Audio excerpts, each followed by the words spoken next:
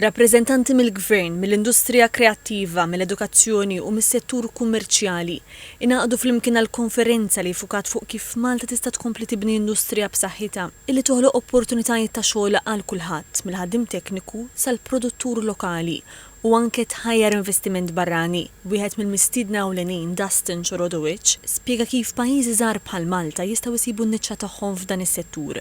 Now, Malta, as we heard today, is a small nation, but it is an economically healthy nation, and that economic health affords it the opportunity to make the investments to attract big budget productions through the rebate, but also through investments in physical infrastructure and human infrastructure. And that's where I think Malta can play to its advantage, play to its fiscal health, its economic health, and make those investments so that it continues to be an attractive place for foreign films and TV programs to come and shoot. Il-Kummissarju tal-Films Johan Grek qal li minkejja li fil-bidu kien hemm id-dubji, illum ir-riżultati huma ċari u pożittivi b'numru kbir ta' produzzjonijiet internazzjonali qed ikomplu jażlu lil Malta.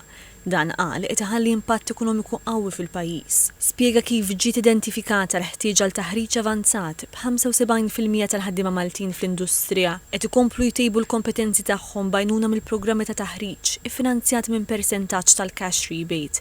Dan qal jingħata mill-produzzjonijiet internazzjonali li jażlu siti speċifiċi għal ġbit tal-films tagħhom.